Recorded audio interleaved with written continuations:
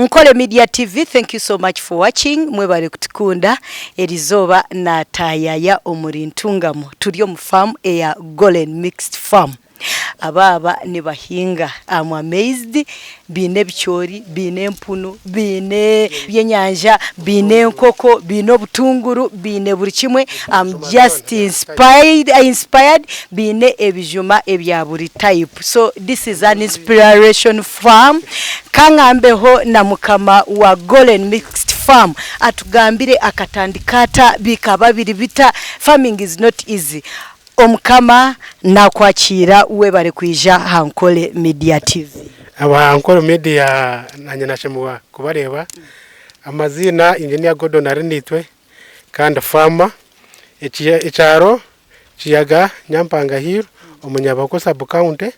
district eyantungamo. Okay, wagira ntoli electrical engineer. You are an electrical engineer. Wow, inspiration no jitunga ota kukore kintu nkechi.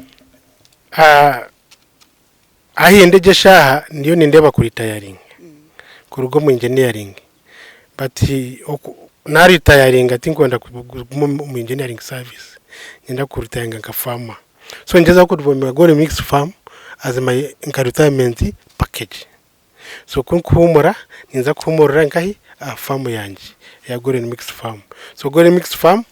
tuhinge ibintu bingi nko kumwareba tuhinge bichori turunda empunu akwanza ya by products y'bichori turunde nkoko nazo ya products y'bichori turunde byenyanja twine fish pond ayansaho buri cyuma cyona icyo kubasa kuzo mu farm y'umutokariya tukino mu farm ahansaho kandi tuhingo butunguru umubwinji then twine embuzi tuzine tuyamba amahurunguru gazazo kutukoresa kora manyo namwene bichore bitwahinjire buri kintu katekesi wani y'amahuru gembuzi njana muri okubirgereye nebichore bihango buzi bageta hybrid. Okay, Golden Mixed Farm eshitamire ha mwanya gukwenga nacho because wagambe bintu byingi no runde mpuno ebyenyanja buri kimwe buri takataka buri kibakweta farming kirya how can we estimate itakeri ryo kozesa? Itakeri nkosa ni 5.5 acre. Okay. 5.5 acre omishangu taho nyine choma tinko makwinge bichori nimbyongeraho mutindo namara kubitupurubura ina machine ari kuburubura tinkosa nangaro neburubura impasidizi bitwara mu machine beza komaje mbisama akahunga ako kasaparinga mashemera kandi by products nkacacu nzi simple neze mwareba muguzaho n'aba community ndena no inko kuzanje ziri abo kwacacu ntugirisa embuzi tugirisa ibyenyanje ebyo zaka tugirisana na nempuno. Ati iwe nko muhinji ningashi agiro mu farming ni challenges ki zo kutunga mu farming eji ogwo muntu ari kutureba ari kwenda kuzo mu kuhinga nkoko kwawe no makwantinis so challenge abakozi hacyaraho tinyira abakozi abakora mu farm yanjye tubara mwe nabantu bakwenda imyaka ebiri mazara mfama I can count for yabantu abakozera fama eiza tubagenda kora icyo baronde kindi namwe hati bitu byombururu darashingizwe nibiruka rwenda za kwaza shinje 12 na waraje rukumi tubagenda kwinga gayeti icyore kimwe njibuza shinje 10 kibisi nani ndebicoro bibe 12. So do I need warage for 2000 when I can plant my maize? So ati challenge y'abakozi ni byaru wahi kabale na outside the village age timbine mom na nebuje biware bitwa imbekera abakozi nkabi extended area. So timanye kibe baro but for me as I said ngenda kuri retiring kuko natangira imba farmer kandi mfanja ku family nibagikora hiyo mucyaro tinzaze kugikorera umutawuni kampara ne bizimbe icyaro nico kwinga abakampane benda kuriya so ibinkwinga ha one nindi samashemero umuntu mu district home abana benda kahunga UNBS neragira ngo akahunga karaze kutandika kushohora kabe kar process kacebirwe kari yamutindo gwabo so akahunga yitu kacebirwe kari yamutindo gwa UNBS then twine na customer demand mu district ya Ntungamo itakabasa kumara nk'igitamu tukatwine order 8000 kilogram kunga tukatine maize so kora kuba force nzo tuhinge bicori tubona ngo tubona itwatandikira no twagurumba fama benda batwehetorire tugire itwatandikira kutwa saving abo ko kuhinga no saving cyangwa mbene mbigura kamwenje nati nimzagarige ngure kamwenje season ya tam nyumba ndingura 21 ton now atinza kwa vesting ka 3 tons at least nagura 17 ineki kwanda saving transport imana saving chango okay omukama okufuna ekicyori eki ninga shikutunga ekicyori kikwengana kiti omuntu aine kozesa method ki eya farming wanoreba itakari yanjere wanoreba itakari yanjere tirunjuri yangu rubonira mwebisoni kamara munakace konka igifamu turi mu mwaka gwa kabiri tukuza kutandika kutimbura aha nkari yangu nabanzaniye mu mabare gona niko twakose no kuhinga kuri hansi so amabare gona nkagihayo nkakuhinga fute mwene track itaka deep echabencheti bare yona nari hayo kuna maze kuya amabare na leta timu yanje y'abakigabo itaka ryona natamusente nafuna masha kawudanga natama masha itaka ryona nalisa masha so mwaka season tukadatsu ugono kwa 2024 ale kurika 2024 twentuhinga kuriko kwa kabiri aho 2020 kwa kabiri twentuhinga so mukuhinga oko tukabaza twahinga butunguru ejita keriyo kora 5.5 acre echara tuwe 1.5 tukachereka torachi kwasero chana fish pond inatirema now 3.5 acre nzo ndukora 3.5 acre nyine hwechoma echoma chinika 0.8 ndesimo echoma nyine choma cyo bichore cyo kuse bichore tukaprosinga tukapakinga tukatunda ndenye none choma echoboro nisera abantu ba community ngarika nsa parking ebe byona twino mutindo gwa UNBSC bakija barambura basatisfyinga bata kweta distinctive standard mark UNBSC logo kugira ngo twikizibwe kutonde akahunga kitu ninga cyasano itiyoboro iriya mutindo ogwensi yona then ikindi niki okay omukama ninyenda ariyo kwari kutureba omuhinji ariyokwe omuhabureho abigambo bibiri ninga bishatu yaba nayenda kubankiwe if they are inspired by you akora urukwanda kuhinga ebichori icyo kubanza ebichori tukwenda kurebwa munonga obutunguru bwenda kurebwa munonga obutunguru bwenda kurebwa munonga bokuba ngwendo mbazi all time every 2 weeks nabano shuchera urukwita kakoko urukwita chobabiko ubundi arimo nabibundi bukoko fango nibinje bukubasa kwatakinge obutunguru konke chichori cyo resistant ingeje nabageta hybrid abakwenda gure chichori kwinge cyobazi mu maduka minja gafutunda seeds bageta hybrid brand bashabe hybrid brand maize seedling ngo kumware basi 0.5 acre mpinjiro 8 kg kilogram mwemwe ya maize brand ya this hybrid tujugura emitware 3 na kashanju kiribe nibapanga 2 kg so kilogram mwemwe kibe neshatu na kashanju so kiremwe iriya mutwaro gumwe na nkikumishatu na bitano omumu farumwe ne kumishatu kilogram bade numeric pack 2 kg so ati ibichorebi 1 tukwendita kare mo fatayiro iki twakozere norabiri yo murayine kafuna line kwatimbe china ifukemwe okubanza kwenda agamashaga nabyo tukabanza twahinga mu butunguru season zishatu ate byo bichoro byo mu season ya katano twaiza kuya mubiriya so tukategita keri ni jana rohamane tukateka ka dap fertilizer akafundisho ka soda ako nakagura maduka gabaguza farm products no basagura bag ankatwa kusaba 2 bags gusa bags ibe bag emwe gure mutwari 15 network niyo yahinjireza 3.5 acre kakafundizo kamwe then twashoka katoka kace tuja twata seedling seed ibi tukate norandi bigeni bijavi ahi no bishatu wana bishatu each is a seedling but norabu seedling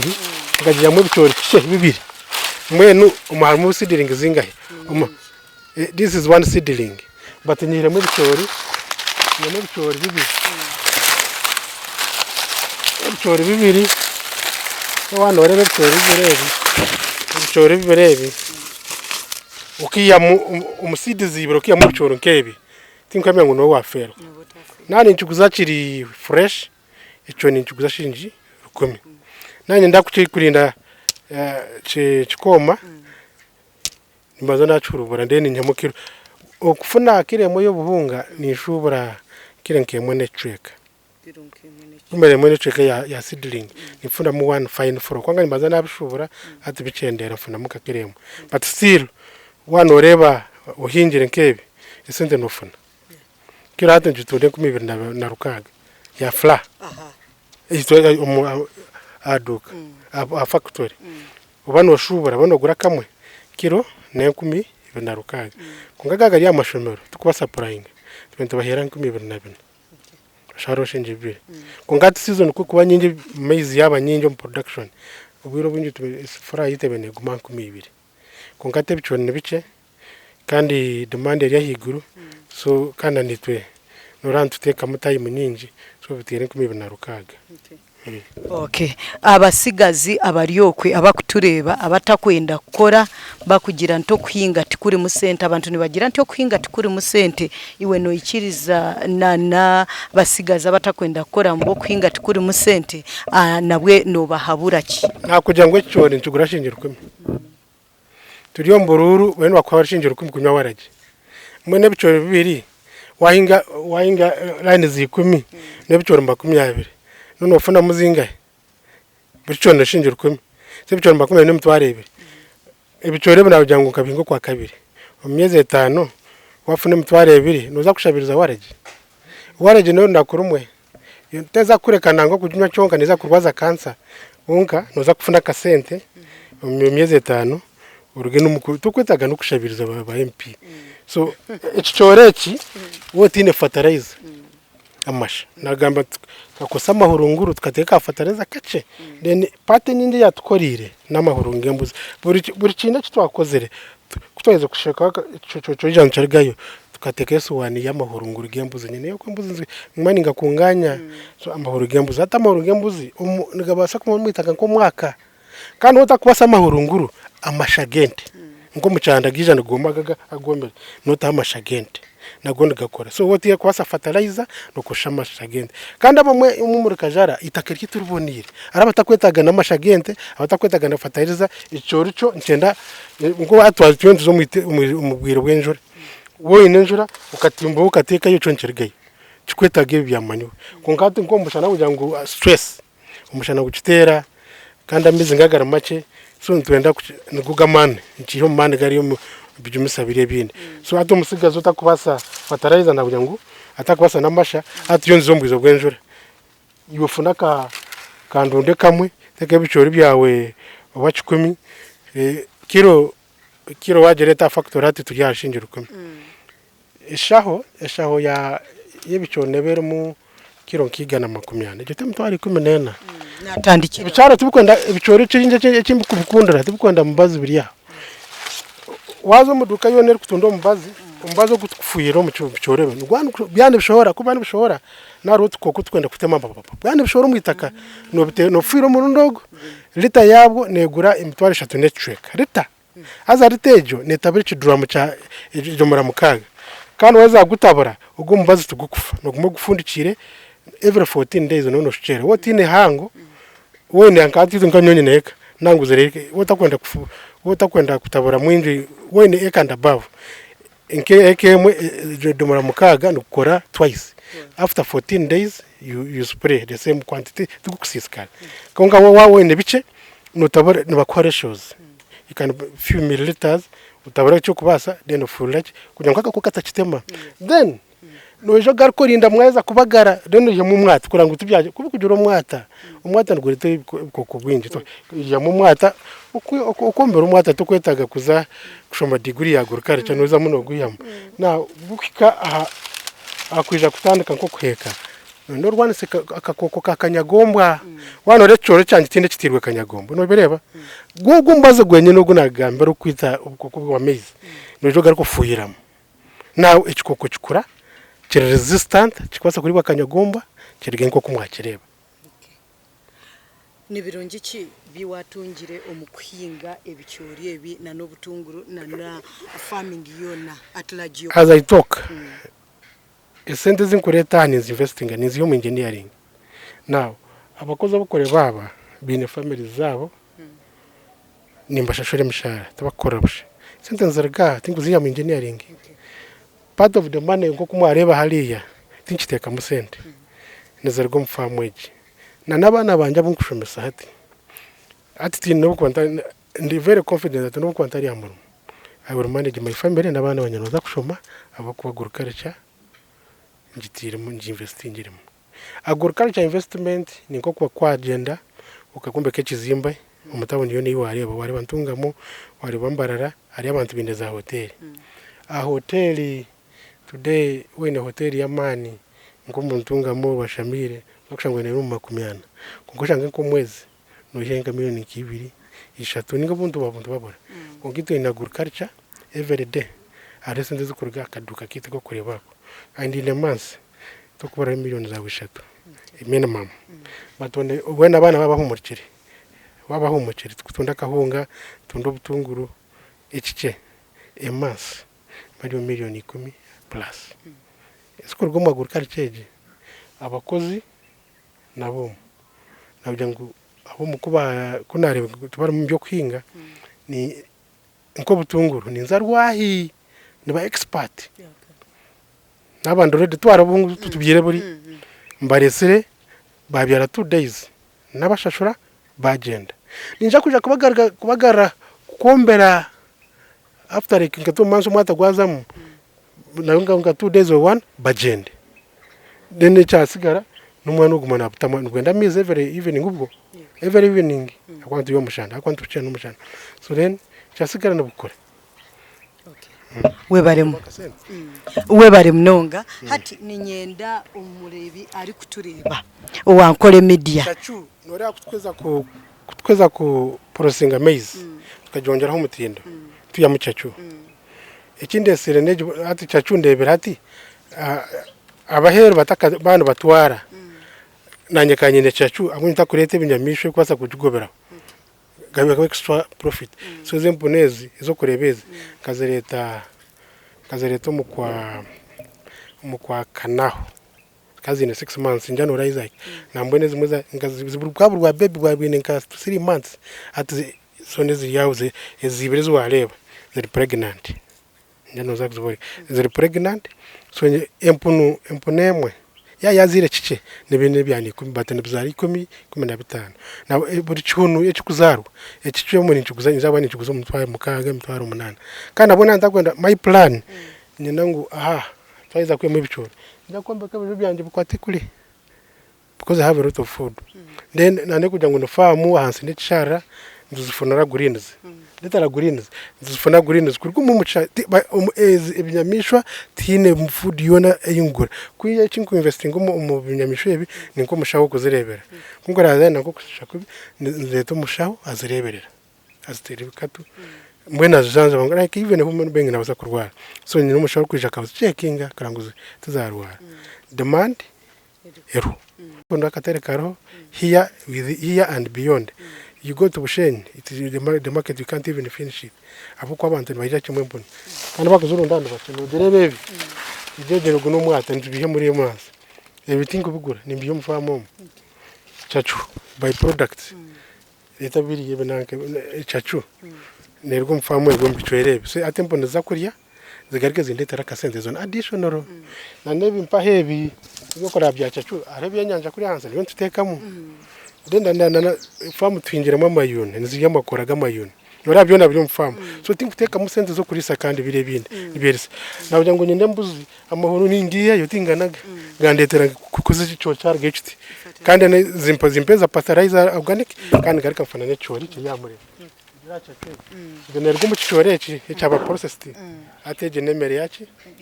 yempunu yenkoko nja wazebo nkoko kuri yaziyo nzigemere so ibyo tingura mere yebinyamisho byanjye byo nebinyine ibyo nane buhero mu farm izo ni additional profit but daily sales maize flour ginat fra onions twine ebijuma noza kure bitungano ndende twineho cy'umuduko ndijo mene that cabbage twazireba twine cabbage zaba cabbage we bare mnonga hati icyo cyo mbaro ndabicoro nkebyo bakabibaza kubinda value addition abantu abakutureba n'abaninyenda obaye encouraging yo kache ha value addition hamwe n'abantu abakukira kugira nti government tebakwatire humbo nibenda government bayambe ati nyewe nakugira ngo ninyekozesa today I count 52 years. I've been in the field for us 23 years. Ntwiro ninkora amashanyarazi emyaka 23. Tinkakoraga na government. Government eka employing. Be it umeme, be it diesel which is coming. Ninkora amashanyarazi but on private business. I'm self-employed electrical contractor. The project imwe areba government term. Teka kuterire muna 10. Is a parish model toraziri. I've invested between, let me tell you, on this farm, I invested close to 600 million at government support. To my personal money. I've not, I hear news, there's PDM, but for me, I don't need the PDM because I'm trained and I know how to work. So I think government, for me, what I need is the market side and the security. You see, I've installed the cameras because abana tabakwenda kukora. So government investing on security, but it's a community policing at the sub-county, but they need to boost it so that itwa bali ba investing on muchara. Abana batategana sa. Though we have technology, I can know what is happening here, but what if someone tamper with my gadget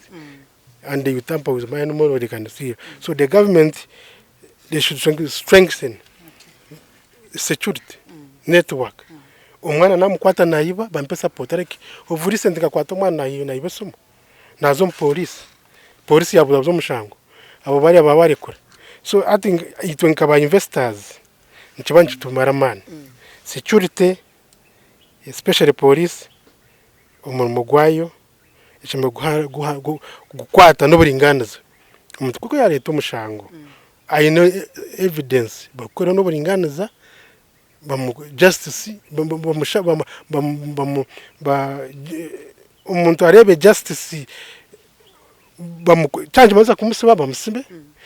cyanje maze kumuhekibonezo ngati nyonkanye tingwenda ngo umwana ngero ko nakimukora nyenda nko umwana yamukwata nayiba mureta nyine byo mirimo njine yokora nyenda kushara ibyo bukongo namushanga ni bicori ibyo bukongo naza kubitema yamara kubitema iyo new punishment yonga the next time. So government niyo ne encouraging abantu kubareze na naba leaders bitu bano encouraging abantu kubareze no kwata to mwana ukamashingira 10 ngo afutera karoro nkalida no kwata mwana ngo amashingira 10 ngo azo no bazo ndaba na ba MPs abatabarabiro bano bagabira abantu waraje bakwira karuru umagwo kumuhemera karya mwene bagabira za waraje mwene ati nicece bano nibegesa abantu bitu bacara ngo batera karuru banywe batera karuru banywe waraji neza kuba yambaki ticiro. So ntureba ayitukuzo mishogo government ngo ku president witu Museveni akujumira ikintu cyo bushuma na corruption abantu batire kuna hanse na barida bitu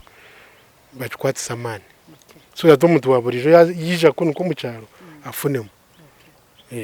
Okay, ori kusibura barebe bitu abankole media nabaninyenda obasibure yakureho nabantu bawe hamwe obahereze na encouragement word eri kusibura abantu abitu baciyaga igiyaga seru nyaboko sub county ntungamo district ebyo bururu bihwire tuzo mashambu gitu zo kuhinga tufunentasya buri omu wahira karuru o wahira karuru namanyo wahire ebyo buhwire tugende tuzokora aboko bazo mu parliament bazakora families zabo nakujyante na government security cyagiremere bari bazakora government makagabo. So bije tukore kundi ja senda ngajyanta romuruma ije nyo mukozi ubona rukora unakurwa yagugenda ni mpumtwaro kutarwa waraji kutarwo ngo antera karuru tindi politician tingo ndakaruru nakora mu mutwaro nawe family gere yaganirwa mu konga none ndwana se cyabarida umuntu umako kumugise imirimo yo gukora cyo ntibagabira ubusende tinde cyo kuba yamba tubahuzye actually none njanti tuyo turonda ba leaders boruhuzyo twakine leaders bo kutukorera so uruhuzyo tururigemu tuzokwekorera reka tugambeho na manager witu wa Golden Mix Farm. Amazina gawe manager? Amazina ganje nibanyita Tusimirwe Nase, ninkora nka manager wa Golden Mix Farm. Okay.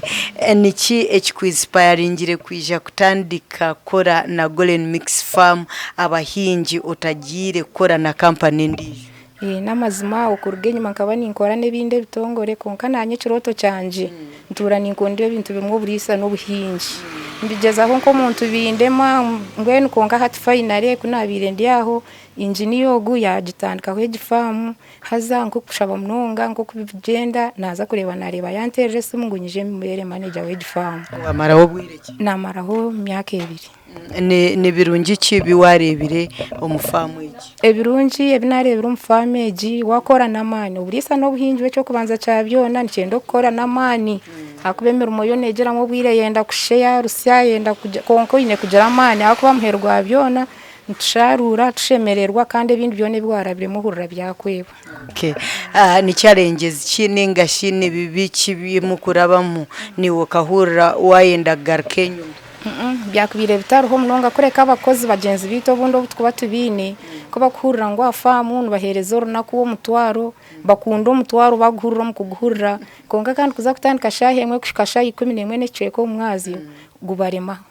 nko kitari cyitse cyabakuniya kuhinga kurwo mukasheshe kushiko umwazi yo kibarema cyo kurebera ntujanze yamnabo kurwo kwerwaho mbaciga ako bo bakabimanyira ninjira kuba kwisha tuba kukireba mbuzubu bahinga barwo mukasheshe kuko umwazi atakaruhira abi challenge ejo eyenzire kurebukamu akwa mani go gukora ikintu nk'icyo tubagineje. Okay. Hati omucyara ariyo ko ari kutureba nana umwana wo mushiki no muhabura ota ha kuhinga nkentasa mazima nimba tamwe n'abaryo ko bari kutureba mwije tukore namani ahubwo mukora namani tari mukuferwa kwen harumwe bikurusya harumwe bikugera konka wakora namani kirunje kiruho notekwa kure wagire ki wagasirwamo abo kuba ebintu nibyera niyo hurira washemererwa nkogwe tuhereze bicori washika mwanya no sima tuhereze ubutunguru enyanya kabegizi nibinji nebikwije mbwe no mukuhinga byo turagana bakigamba ngo nebirusi yakonka kandi amuherwa byona no shemerwa ko no yamwa kasento shashora abana ba school fees uyo musiyeka yawe urebe bintu nibigendo misha. Kewe bare munonga nibagira ntefu kate kubiha aninyenda akagambo kamwe ninga bubiri ori kusima abantu bona bakiyaga abantu bona bakiyaga nimba simire ngo atanse yibaru kutukorera aho kubani batuhagira nibakora nito bamwe tubinemu kandi mbwene cyo nekintu kirunje umunonga kukunda famu yitweji akuba nitwe pate mpango nitwe tujiganyirwe mu nk'abanyakiyaga.